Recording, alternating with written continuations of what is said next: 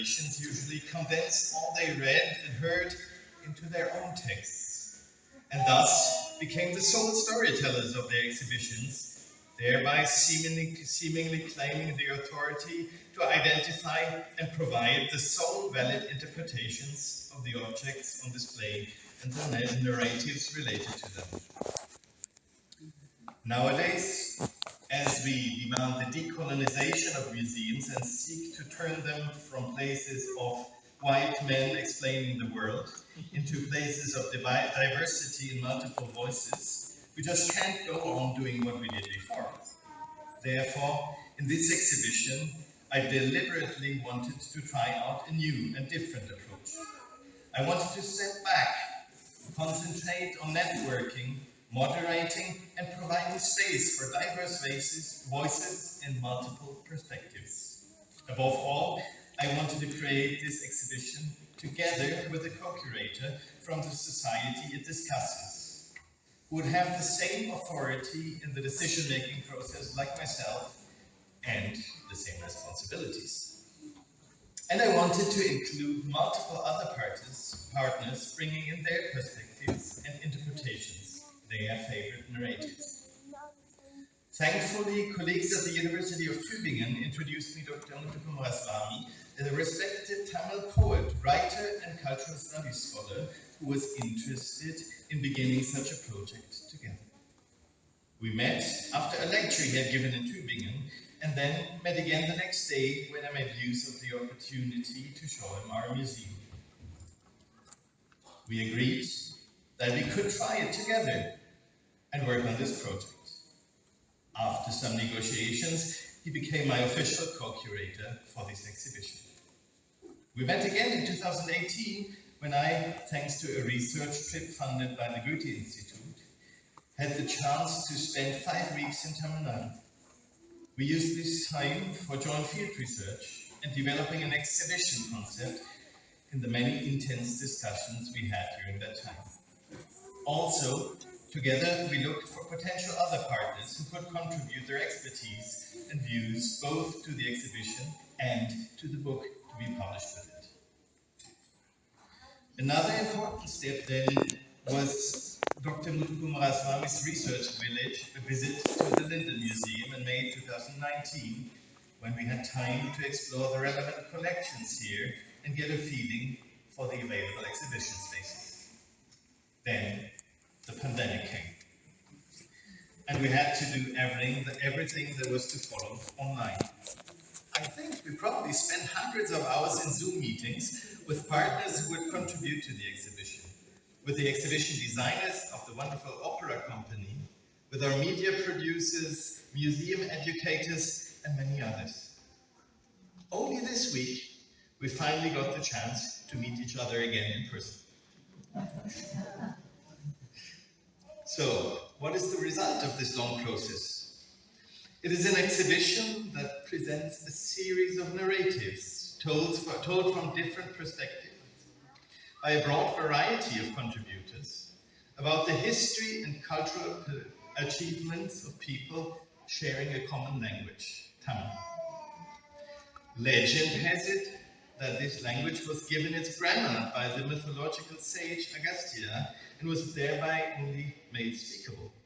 Agastya then went on to found an academy of poets, the first Tamil Sangam, that was to act as a guardian of the language and the highest moral authority of the civilization it gave birth to. A common language and shared narratives are, indeed, what connects the speakers of Tamil around the world today.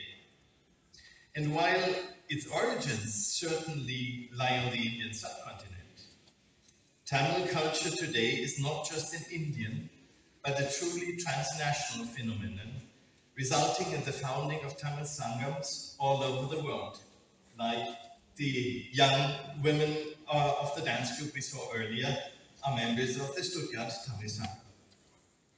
So it is not so much a geographical space that our exhibition is presenting here, not a country or a state, but an ancient and at the same time a very modern civilization that emerged from an ancient classical language of India.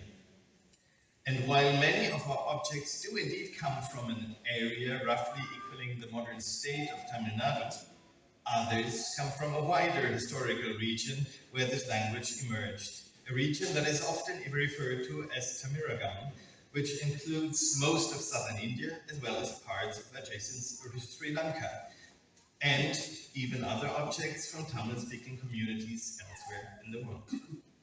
The exhibition title, which translates as Of Love and War, Tamil Stories or Histories from India and the World, in its second part attempts to express this idea.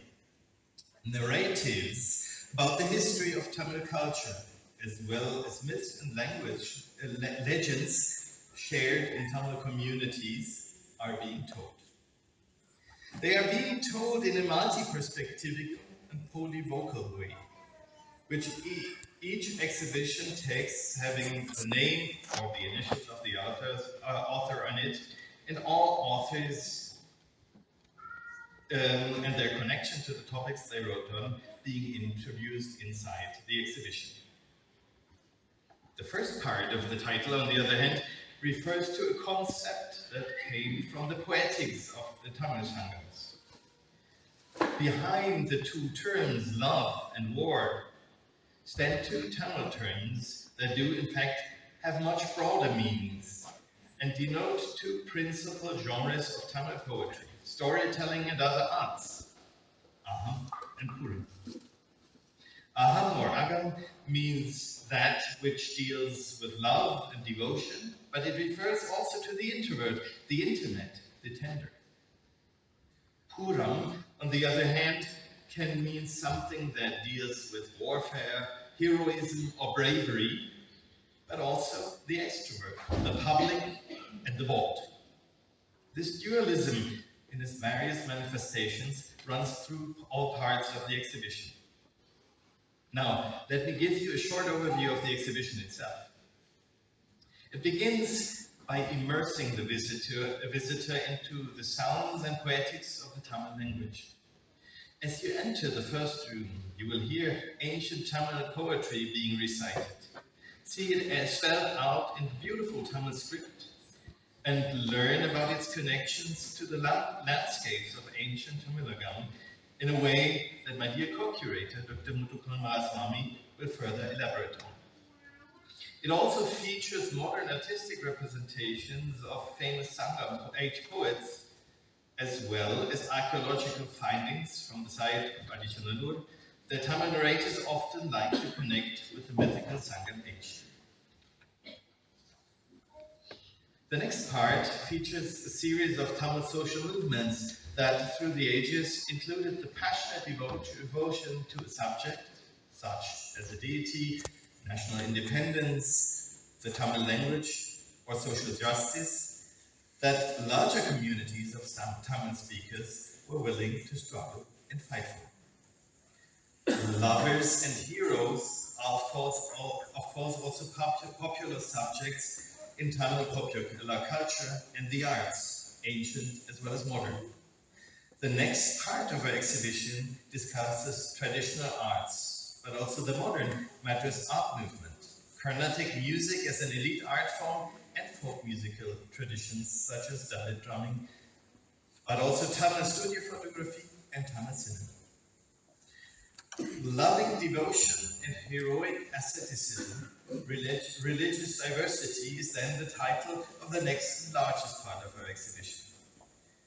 South Asia and the European imagination has long mainly been perceived as a source of religious wisdom, great myths, and burgeoning religious imagery. Think about, for instance, the rapid proliferation of yoga studios here in Europe, often decorated with images of Krishna or the dancing Shiva Nataraja, or wellness spas inevitably decorated with Buddha images in Germany and elsewhere. So religious sculpture is actually also completely dominating all European collections of Indian art and material culture. However, while representations of Hindu deities and Buddha images are abundant and have been collected as typically Indian, other religious traditions regions that are equally part of the wealth of Tamil traditions are much less well represented in these collections. And we did have to make considerable efforts to make up for that. What has fascinated me most personally is that even though religious conflicts did occur occasionally, southern India is one of the most amazing examples of a largely peaceful coexistence and mutual enrichments over many centuries. Forms of worship, popular devotions, ascetic practices, religious music, and even pilgrimage sites have been shared for ages, interrupted only by the divide and rule strategies of the various colonial powers, and today sometimes by the dark sides of Hindu nationalism. In the last part of the exhibition, experiences of Tamil everyday lives are shared. Practices of dress and adornment of the body, the delicious taste of Tamil cuisine, healing practices, and strategies for well-being, for example. All of these, of course, touch both on the intimate experiences at home, inside, and performances in the public space, another dimension of Agam Puram. Before I conclude, I really want to thank all our precious partners, contributors, and our great theme without whom this exhibition could never have happened.